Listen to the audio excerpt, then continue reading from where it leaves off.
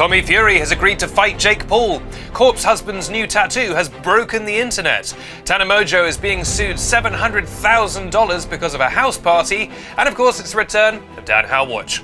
All this plus if Mr. Beast, an extremely rich man, recreates Squid Game, which was a scathing criticism of modern capitalism, in a fun, kooky, monetized YouTube video, does that mean that maybe we haven't learned anything at all? On this week's edition of YouTuber News, hosted by me, Benedict Townsend, and brought to you by PopBuzz, the only website that... Oh no!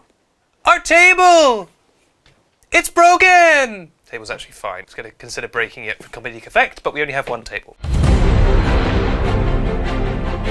Our first story, Tommy Fury has finally agreed to fight Jake Paul, and he said he's going to put him on a stretcher, presumably having injured him. He's not just going to lie him on a stretcher for a nice nap, though that would be kind. Now, we don't know exactly how much is going to be paid, but Tommy seems to be finally content with the arrangement, saying, quote, "Get that sent over, the contract, to my lawyers ASAP, right now. We'll get that looked at and sorted because there's not a chance in hell you're winning this fight. You're leaving on a stretcher." This is exactly what Tommy Fury's voice sounds like, by the way. "You're getting knocked spark out, and you know it. Get it over to me now." So, what are the terms of the contract? Well, if he loses, Fury will have to legally change his name to Tommy Fumbles, which is apparently a nickname that Jake and his fans already call Tommy. Very cool.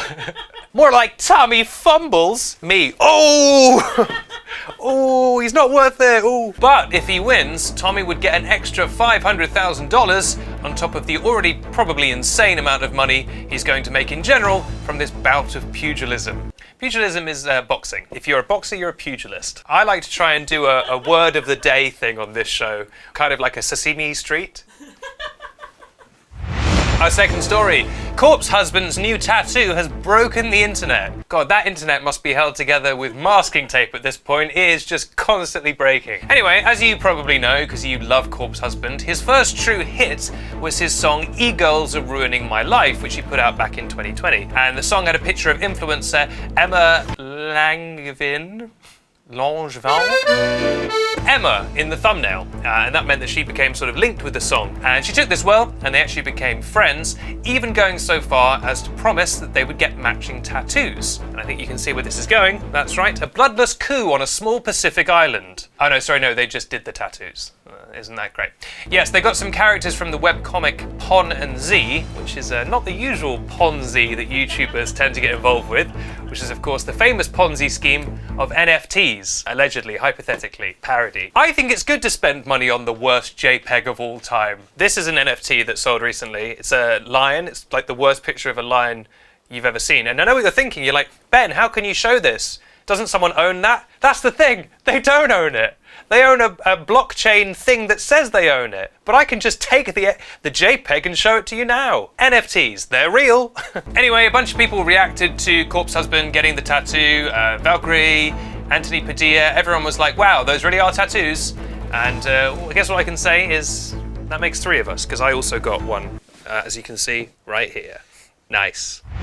Well, let me just check the time. Yeah, we've got 2 stories down, and I guess that means it's time for everyone's favourite part of the show. It's time for Ryan's joke. Welcome to Ryan's joke. Ryan is handing me a joke. Thank you, Ryan. I've not seen this ahead of time. I'm very excited. You might not have heard of TikTok's new... Is this just gonna make it... You might not have heard of TikTok's new trend, beaning. Teenagers are spilling baked beans onto strangers' doorsteps. Personally, I like this. It's great to see teens with a can-do attitude. Pretty good. Pretty good. Surprisingly subtle. Now, attentive viewers of Ryan's joke may be noticing a certain pattern emerging among these jokes, and I wonder if that pattern will endure. I hope it does. And finally, Tana Mongeau has revealed that she is being sued $700K because of a house party. Speaking on a podcast, who knows which one? I'm not promoting them.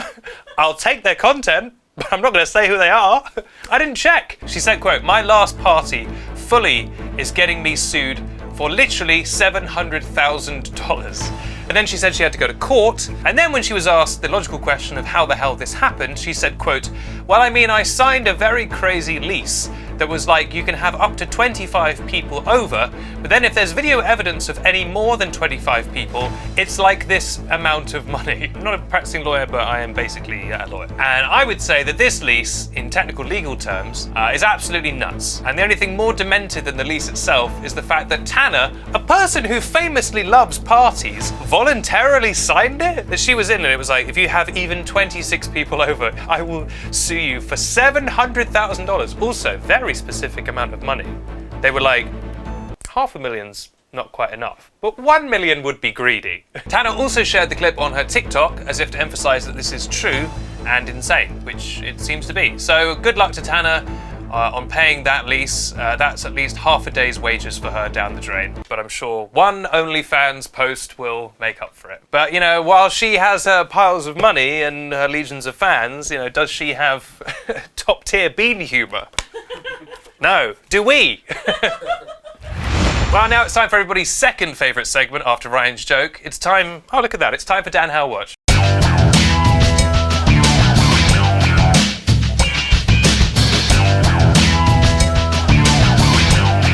Dan was busy sharpening his crocodile killing gun. Got to have it sharp so it shoots real good! All of a sudden, he felt a twitch in his neck. It was his Dan senses tingling. Someone is in trouble!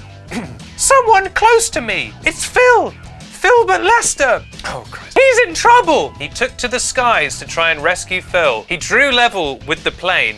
How was he propelling himself? Don't worry about that. Phil! Phil! Oh, hi Dan, what brings you to the sky? You're in some kind of danger. Unspecified. All right, let me just completely depressurize the plane and open the back door. The door opened, and in the process, the crocodile was sucked right out into the atmosphere. So, problem solved. Dan hopped into the plane. Well, I guess maybe I was wrong this time. No trouble here. Then all of a sudden, the plane hit some turbulence, and as it did, opened all the other overhead compartments, and what should fall out of them? Millions of crocodiles. Oh no! What the croc? We're gonna get snipped and snapped, Phil. Well, I'm not. I'm in a secure cockpit, which is certainly not gonna become a croc pit, let me put it that way. Good luck, Dan, said Phil, who I guess is a traitor. Oh no, said Dan, oh no! And there was a real cliffhanger. This has been Dan Hellwatch. I'm Benedict Townsend, and this is YouTuber News, which airs every week on the YouTuber News YouTube channel and also on Snapchat Discover. If you haven't already, please consider subscribing, either by hitting subscribe on YouTube or by swiping up on the last snap of this story. You'll see that in a second. I'll be back next week with YouTuber News Quick Bites and the YouTuber News podcast, but I'm away next Friday. Have I told you that? No. Okay, so there won't be an episode of proper YouTuber News next week. There'll be something else. Should have told you about that. Maybe there'll be an episode of Bizarre Tales from YouTube, the new series that we launched recently. So either way, keep your eye out and make sure to subscribe for when the main show returns. Have a great week, look after yourselves, and remember, I'm a has-been. Very good.